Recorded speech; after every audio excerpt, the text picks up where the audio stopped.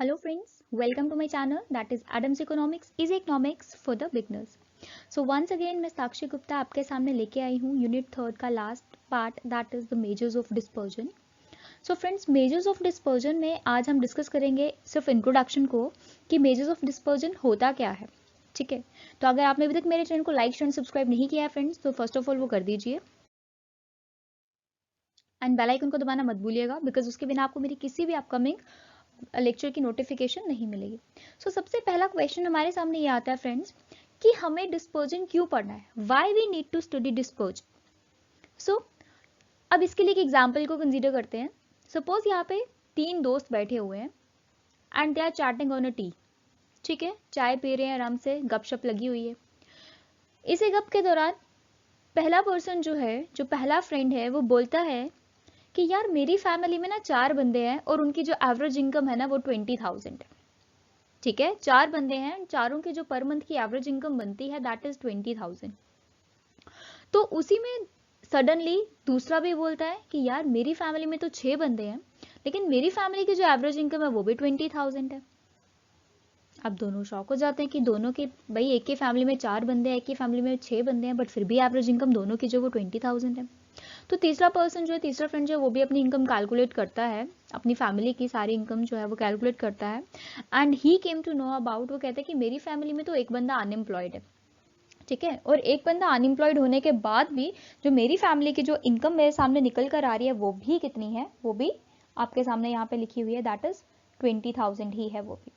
अब तीनों फ्रेंड्स जो है शॉक में आ जाते हैं कि एक की फैमिली में 4 मेंबर्स हैं, एक की फैमिली में 5 मेंबर्स हैं, एक की फैमिली में 6 मेंबर्स हैं, लेकिन जो एवरेज इनकम निकल के आ रही है वो 20,000 है. और सबसे ज़्यादा शॉक जो है वो होते हैं ये हमारा first person and second person, because they knew कि जो थर्ड पर्सन है इसकी फैमिली में इसके जो फादर हैं he is earning a handsome salary, कि इसके फादर की इनकम तो बहुत ज़्यादा हाई है. तो वो सोचते हैं कि इसकी इनकम भी 20,000, तो ये बात कुछ जमी नहीं. ठीक है, अब वो क्या सोचते हैं, अब तीनों के माइंड में यही क्वेश्चनिंग चल रही है, तीनों के माइंड में यही चल रहा है कि अब क्या किया जाए, कैसे पता लगाया जाए कि इसके पीछे वजह क्या है. तो उन्होंने सोचा कि क्यों ना डीप इनटू द स्टैटिस्टिक्स जाया जाए, मींस कि फैमिलीज का जो भी डाटा है उसको कलेक्ट किया जाए, जो इनकम्स है उनको कंसीडर किया जाए एंड जब हम इनकम्स को कंसीडर करेंगे देन हमारे पास कोई ना कोई सोल्यूशन जरूर आएगा. तो उन्होंने क्या कर लिया, इस तरह से एक टेबल बना लिया और ये जो सीरियल नंबर है यहाँ पे आपको दिख रहा है, the serial number shows the family members, number of family members की हम बात कर रहे हैं वो बता रहा है ये. एंड यहाँ पे आप देख सकते हैं कि this is the family of a first friend, this is the family of a second friend and this is the family of a third friend. ये तीनों फ्रेंड्स की फैमिलीज हैं एंड इनकी फैमिलीज में जितने जितने पर्सन हैं उतनी उतनी हमने क्या कर लिया है, इनकी उनकी इनकम्स को हमने यहाँ पे कंसीडर कर लिया है. फर्स्ट फैमिली में 4 फ्रेंड्स हैं, देन सेकेंड फैमिली में आपके पास 6 मेंबर्स हैं टोटल, देन जब आप थर्ड फैमिली की बात करते हैं तो उसमें 5 मेंबर्स हैं, लेकिन 0 क्यों लिखा है, क्योंकि जो फर्स्ट मेंबर है उसका वो कोई भी इनकम अर्न नहीं कर रहा है, वो वर्किंग नहीं है. ठीक है फ्रेंड्स, तो यहाँ पे आप देख सकते हैं कि जो वेरिएशन आपको यहाँ पे जो डिफरेंस आपको मिलेगा 17 टू अगर आप 19 में चले जाएंगे तो यहाँ पे फ्रेंड 17 टू 19 अगर आप देखते हैं तो आपको बहुत ही कम वेरिएशन मिलेगी. देन 19 टू 20 अगेन आपको बहुत कम वेरिएशन मिलेगी एंड 20 टू 23 आपको बहुत कम वेरिएशन मिलेगी. या आप यूँ देख लीजिए कि 17 टू 23 अगर आप चाहते हैं तो इतनी ज़्यादा वेरिएशन नहीं है. ये वेरिएशन कैसी है, this is a low variation. ठीक है, लेकिन वहीं अगर आप सेकेंड फ्रेंड की बात करते हैं तो 12 to 18, then 18 to 22, 22 to 15, 15 to 25 and 25 to 28, और यू कैन सिंपली से 12 टू 28 अगर आप वेरिएशन देखें तो this variation is quite high. तो ये क्या है, क्वाइट हाई है.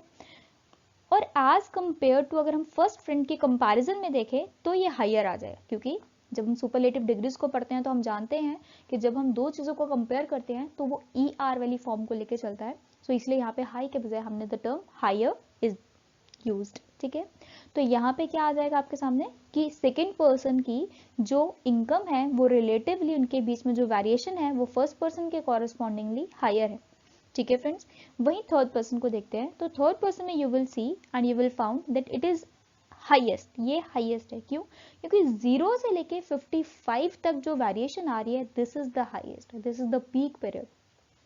तो मतलब जो हमारे पास थर्ड मेंबर है उसके जो फादर हैं उनकी जो इनकम है वो 55K है, ठीक है, पर मंथ की, लेकिन क्योंकि उनकी फैमिली में एक मेंबर ऐसा है जो बिल्कुल भी अर्न नहीं कर रहा है एंड जो बाकी के मेंबर्स हैं उनकी इनकम स्लैब्स में बहुत ज़्यादा वेरिएशन हमें देखने को मिल रही है, जिसकी वजह से हमारे पास जो एवरेज इनकम तीनों की निकल के आई है वो कितनी आई है, 20K आई है। अब एवरेज इनकम निकालने का फॉर्मूला तो सबको पता है, जो कि हमने मीन में किया, सिंपल मीन में हम करते हैं, दैट इज जैसे 80 है, ये 80 क्या है, this is the sum of observations, सभी ऑब्जर्वेशंस का सम कर लिया, that is 80K and number of observations कितनी है, दैट इज 4, तो 80/4 gives me 20K।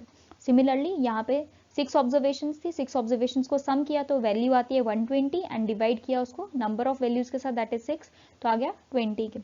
And similarly यहाँ पे 5 वैल्यूज थी तो आपने क्या किया, sum of 5 values divided by 5 is equals to 20K।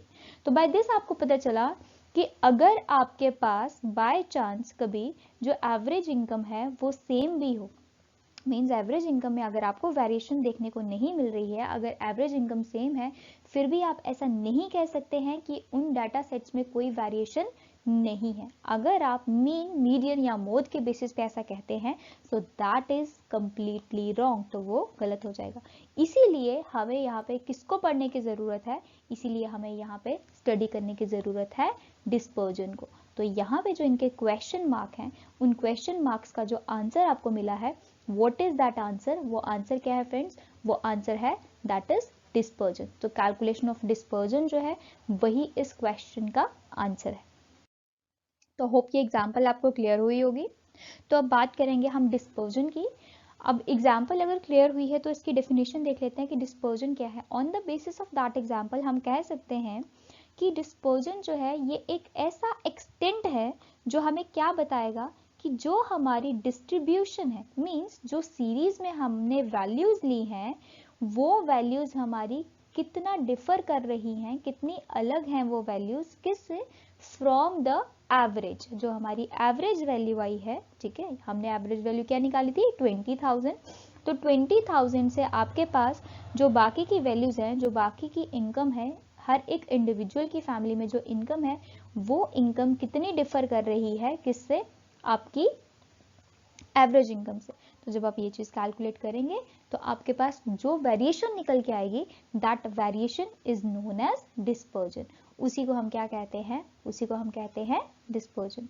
और अगर दूसरे शब्दों में इसकी डेफिनेशन को पढ़ा जाए तो हम कह सकते हैं कि डिस्पर्जन क्या है, एक मेजर ऑफ वेरिएशन है। ये एक ऐसी क्वांटिटी है जो वेरिएशन को मेजर करती है। किस वेरिएशन को, कि जो भी सेंट्रल वैल्यू है हमारे डाटा सेट की, जो सेंट्रल वैल्यू है उस सेंट्रल वैल्यू से हमारी सीरीज कितनी दूर है, हमारी जो डिस्ट्रीब्यूटेड सीरीज है, जो बाकी की वैल्यूज हैं वो उस सेंट्रल वैल्यू से, उस एवरेज वैल्यू से कितनी दूर हैं। ठीक है फ्रेंड्स, और हमें इसको पढ़ने की क्यों जरूरत है, why we need to study it, so the main focus of this is that it brings, or we can say that with the help of dispersion हम अपने डाटा की यूनिफॉर्मिटी, अपने डाटा की कंसिस्टेंसी एंड अपने data की reliability को check कर सकते हैं कि जो हमने डाटा लिया है, जो डाटा सेट जिसकी हम बात कर रहे हैं, जिसको हम चेक कर रहे हैं, क्या वो यूनिफॉर्म है, क्या वो कंसिस्टेंट है, क्या वो रिलायबल है, क्या हम उसके ऊपर काम कर सकते हैं, उसकी कंक्लूजन्स को हम वैलिड मान सकते हैं। So in order to check that we must need to check dispersion. तो डिस्पर्जन का बहुत ही इंपॉर्टेंट रोल है इस पार्ट पे। अब डिस्कस करते हैं मेजर्स ऑफ डिस्पर्जन। तो मेजर्स ऑफ डिस्पर्जन की जब हम बात करते हैं friends, so we actually have two measures of dispersion. हमारे पास टू मेजर्स ऑफ डिस्पर्जन है। Number one is the absolute measure, another one is the relative measure. अब ये क्या होता है, what is absolute measure and what is relative measure. So absolute measure friends वो होता है जिसमें हम एग्जैक्ट वैल्यू की बात करते हैं, जैसे कि अभी हमने एवरेज इनकम की बात की, तो that is an absolute measure, वो एक एब्सोल्यूट मेजर है। एंड रिलेटिव मेजर होता है जब हम in comparison to someone, in comparison to some value, in comparison to some quantity, जब हम चीजों को मेजर करने की कोशिश करते हैं, that time that is known as a relative measure. अब एब्सोल्यूट मेजर में आपको क्या क्या पढ़ना है फ्रेंड, सबसे पहले आपको इसमें रेंज को डिस्कस करना है, then comes your quartile deviation, interquartile range, then comes your mean deviation, then comes your standard deviation and then comes your Lorentz curve। ठीक है फ्रेंड्स, अब इसके साथ देखिए जो हम रेंज की बात करते हैं तो रेंज एक्चुअली में क्या है, range is actually a spread of values. Range में क्या होता है फ्रेंड्स, हमें रेंज में और क्वार्टाइल डिविएशन में और इंटर क्वार्टाइल डिविएशन में, इन तीनों पार्ट्स को जब हम कैलकुलेट करेंगे विया absolute measure in dispersion, absolute major की फॉर्म में डिस्पर्जन में हम इनको कैलकुलेट करेंगे, तो इनका जो बेसिस होता है, जो क्राइटेरिया होता है इनका, that is spread of values. वो स्प्रेड ऑफ वैल्यूज के बेसिस पे होता है और इसकी कैलकुलेशन स्प्रेड ऑफ वैल्यूज के थ्रू ही होती है। तो ये जब हम इसके ऊपर क्वेश्चंस करेंगे then it will become more clearer to all of you. Then comes mean deviation and standard deviation. Mean deviation and standard deviation जो है, इन दोनों को कैलकुलेट करने के लिए जो बेसिस रहता है दैट इज द एवरेज, वो बेसिस एवरेज रहता है। इन दोनों ही फॉर्मूलाज को कैलकुलेट करने के लिए, इन दोनों ही टाइप्स को, इन दोनों ही मेजर्स को कैलकुलेट करने के लिए हमें पहले एवरेज निकालना अपनी डाटा सेट की बहुत इंपॉर्टेंट है। एंड जब हमारे पास एवरेज आ जाएगी then we can easily calculate the mean deviation and the standard deviation. With standard deviation we also need to study here variation, हमें यहाँ पे वेरिएशन को भी पढ़ना है, but I hadn't noted it here because standard deviation में और variation में ज़्यादा डिफरेंस नहीं होता है, तो बट हमें उसको डिस्कस करना है, ठीक है, इंडिविजुअली। ऐसा नहीं कि हम उसको डिस्कस नहीं करेंगे, we will discuss it, but meanwhile मैंने यहाँ पे लिखा नहीं है इसको, ठीक है। And the fifth measure is the Lorenz curve, और फिफ्थ मेजर जो एब्सोल्यूट मेजर आता है that is the Lorenz curve. And Lorenz curve जो है फ्रेंड्स ये क्या है, this is actually the graphical measure. ये क्या है फ्रेंड्स, ये ग्राफिकल मेजर है हमारे पास कैलकुलेट करने का। एंड इसके साथ ही मेरे पास आ जाता है रिलेटिव मेजर्स। अब रिलेटिव मेजर्स की जब मैं बात करती हूँ तो मतलब इन कंपैरिजन टू समथिंग, मैंने आपको पहले ही कहा। तो रिलेटिव मेजर में what you have to do is, जो भी आपके पास एब्सोल्यूट मेजर्स हैं इन सब के जब कोफिशिएंट्स की हम कैलकुलेशन करते हैं तो उसको हम कहते हैं रिलेटिव मेजर्स। तो आप देख सकते हैं पहला जो वेरिएबल है हमारे पास that is range, then comes मेरे पास यहाँ पे आ जाता है coefficient of range, then quartile deviation, coefficient of quartile deviation, then mean deviation, coefficient of mean deviation, then standard deviation तो coefficient of standard deviation, then variance है तो variance के लिए आ जाएगा coefficient of variation। तो ये सब चीजें हमें क्या करनी है फ्रेंड्स, कैलकुलेट करनी है। सिर्फ दो पार्ट्स इसमें हैं जो हम कैलकुलेट नहीं करते हैं, एंड वो दो पार्ट्स कौन से हैं, नंबर वन इज द, एक तो इंटरक्वार्टाइल रेंज। इंटरक्वार्टाइल रेंज का कोई भी हमारे पास रिलेटिव मेजर जो है वो अवेलेबल नहीं है, इंटरक्वार्टाइल रेंज का भी नहीं है। एंड दूसरा हमारे पास आता है लॉरेंस कर्व। लॉरेंस कर्व का भी हमारे पास कोई भी जो हम कहेंगे रिलेटिव मेजर जो है that is not available to us. तो इन दोनों का हमें रिलेटिव मेजर नहीं कैलकुलेट करना है, बाकी सब का रिलेटिव मेजर जो है वो हमें कैलकुलेट करना है, ठीक है फ्रेंड्स। तो आई होप मैंने आपको क्लियर किया होगा, आपको अच्छे से समझ आ गया होगा that what is dispersion, how we have to calculate it. And अब जो नेक्स्ट लेक्चर हमारा आएगा, in that particular lecture what we will study is, हम उसमें डिस्कस करेंगे अपना रेंज का पार्ट। रेंज में हम एब्सोल्यूट मेजर को भी डिस्कस करेंगे एंड कोफिशिएंट ऑफ रेंज को भी हम डिस्कस करेंगे। तो नेक्स्ट लेक्चर में हम रेंज को डिस्कस करने वाले हैं, सो प्लीज ध्यान से देखिएगा। इस पार्ट तक कहीं पर भी किसी भी जगह पे किसी भी स्टूडेंट को कोई डाउट है तो आप मुझे कमेंट सेक्शन में कमेंट करके बोल सकते हैं। टिल देन चैनल का नाम आप लोग जानते हैं that is Adams economics, easy economics for the beginners. और किसी भी बात पे कोई डाउट हो तो मुझे कमेंट सेक्शन में कमेंट करके पूछ सकते हैं। Till then stay happy, stay tuned, और हाँ चैनल को लाइक शेयर सब्सक्राइब करना मत भूलिएगा और बेल आइकन को दबाना मत भूलिएगा। Okay then bye bye, take care.